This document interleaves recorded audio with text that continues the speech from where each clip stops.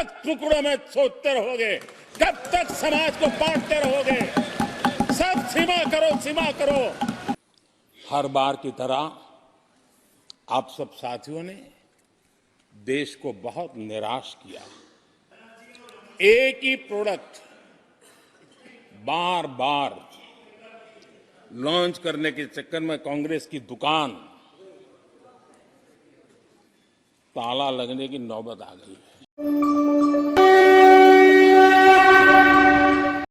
प्रधानमंत्री मोदी, विपक्ष की मांग रहती है कि प्रधानमंत्री बोलें, जवाब दें। और आप हैरान भी होते होंगे और सोचते भी होंगे कि जब मोदी बोलते हैं तो विपक्षी नेता अक्सर भाग क्यों जाते हैं। इसका जवाब आपको मिल जाएगा आज, सुनिए जरा। टुकड़ों में सोचते रहोगे? कब तक समाज को बांटते रहोगे? सब सीमा करो, सीमा करो। हर बार की तरह आप सब साथियों ने देश को बहुत निराश किया। एक ही प्रोडक्ट बार बार लॉन्च करने के चक्कर में कांग्रेस की दुकान ताला लगने की नौबत आ गई है।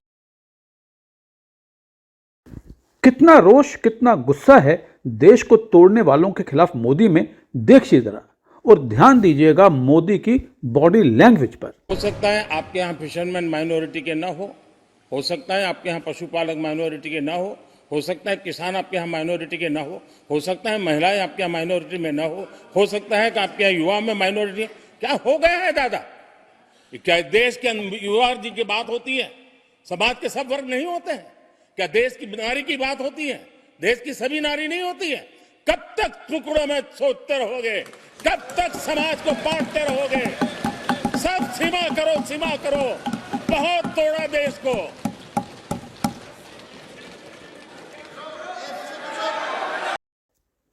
विपक्ष जिस तरह से देश की जनता की उम्मीदों पर पूरा नहीं उतर पाया है, उसका दर्द भी नरेंद्र मोदी ने बखूबी बयां किया। आदरणीय अध्यक्ष जी, अच्छा होता कि जाते जाते तो कम से कम इस चर्चा के दरमियान कुछ सकारात्मक बातें होती, कुछ सकारात्मक सुझाव आते, लेकिन हर बार की तरह आप सब साथियों ने देश को बहुत निराश किया। क्योंकि आपकी सोच की मर्यादा देश समझ पा रहा है और उसको बार बार दर्द होता है कि ये दशा है इनकी सोचने की मर्यादा इतनी है। आदरणीय अध्यक्ष जी, नेता तो बदल गए लेकिन टेप रिकॉर्डर वही बज रही है, वही बातें, कोई नई बात आती नहीं और पुरानी ढपली और पुराना राग वही चलता रहता है आपका। चुनाव का वर्ष था, थोड़ी मेहनत करते, कुछ नया निकाल करके लाते, जनता को जरा संदेश दे पाते, उसमें भी फेल गए आप। चलिए ये भी मैं सिखाता हूं।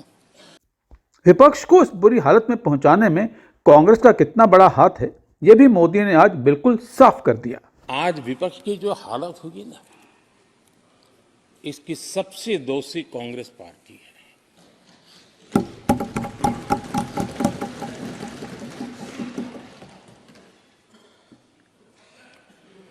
कांग्रेस को एक अच्छा विपक्ष बनने का बहुत बड़ा अवसर मिला और 10 साल कम नहीं होते, लेकिन 10 साल में उस दायित्व को निभाने में भी वे पूरी तरह विफल गए। और जब खुद विफल हो गए तो विपक्ष में और भी होनहार लोग हैं, उनको भी उभरने नहीं दिया, क्योंकि फिर मामला और गड़बड़ हो जाए। इसलिए हर बार यही करते रहे कि और भी विपक्षी जो तेजस्वी लोग हैं उनको दबा दिया जाए। हाउस में कई यंग हमारे माननीय सांसदगण हैं, उत्साह भी, उमंग भी है, लेकिन अगर वो बोलें, उनकी छवि उभर जाए तो शायद किसी की छवि बहुत दब जाए। उस चिंता में इस यंग जनरेशन को मौका न मिले, हाउस को ही चलने नहीं दिए गए। यानी एक प्रकार से इतना बड़ा नुकसान कर दिया है, खुद का भी, विपक्ष का भी, संसद का भी और देश का भी। और इसलिए, और मैं हमेशा चाहता हूं कि देश को एक स्वस्थ अच्छे विपक्ष की बहुत जरूरत है। परिवारवाद क्या होता है और कैसा परिवारवाद देश के लिए हानिकारक है, उस पर भी मोदी ने दो टूक जवाब दिया।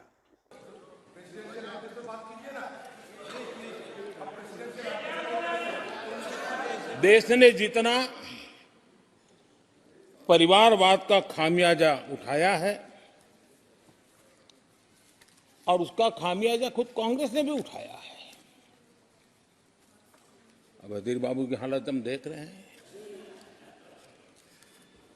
वरना ये समय था संसद में रहने का, लेकिन परिवारवाद की सेवा तो करनी ही पड़ती है।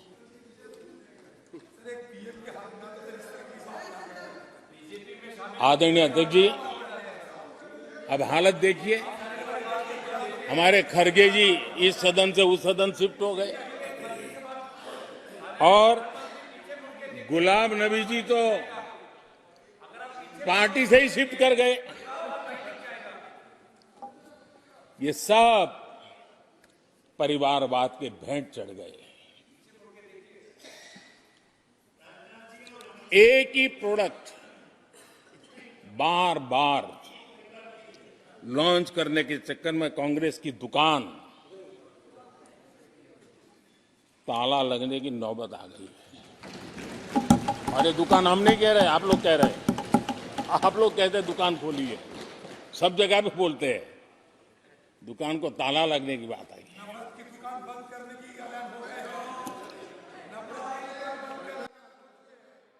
यहां हमारे दादा अपनी आदत छोड़ नहीं पाते हैं। परिवारवाद क्या होता है और कैसा परिवारवाद देश के लिए हानिकारक है, उस पर भी मोदी ने दो टूक जवाब दिया। यहां हमारे दादा अपनी आदत छोड़ नहीं पाते हैं, वहां से बैठे बैठे कमेंट कर रहे हैं परिवारवाद की। मैं जरा समझा देता हूं, आज माफ करना अध्यक्ष महोदय, मैं जरा समय ले रहा हूं। आज हम किस परिवारवाद की चर्चा करते हैं? अगर किसी परिवार में अपने बलबूते पर जन समर्थन से एक से अधिक अनेक लोग अगर राजनीतिक क्षेत्र में भी प्रगति करते हैं, उसको हमने कभी परिवारवाद नहीं कहा है। हम परिवारवाद की चर्चा वो करते हैं जो पार्टी परिवार चलाता है, जो पार्टी परिवार के लोगों को प्राथमिकता देती है, जो पार्टी के सारे निर्णय परिवार के लोग ही करते हैं, वो परिवारवाद है। न राजनाथ जी की कोई पॉलिटिकल पार्टी है, न अमित शाह की कोई पॉलिटिकल पार्टी है। और इसलिए जहां एक परिवार को पार्टियां लिखी जाती हैं, वो लोकतंत्र में उचित नहीं है।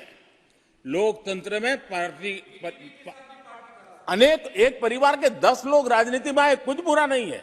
हम तो चाहते हैं नौजवान लोग आए।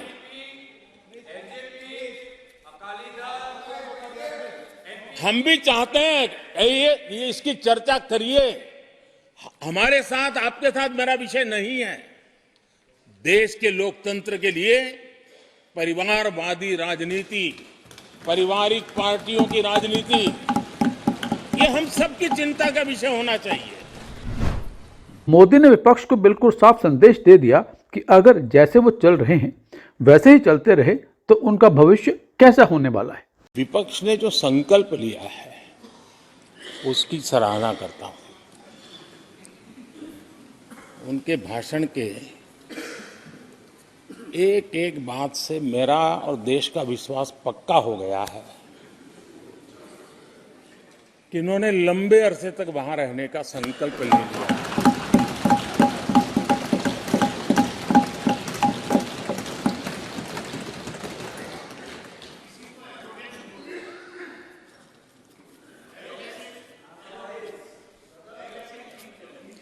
आप कई दशक तक जैसे यहां बैठे थे वैसे ही कई दशक तक वहां बैठने का आपका संकल्प, और जनता जनार्दन तो ईश्वर का रूप होती है।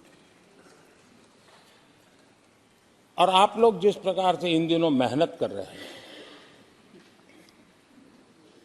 मैं पक्का मानता हूं कि ईश्वर रूपी जनता जनार्दन आपको जरूर आशीर्वाद देगी।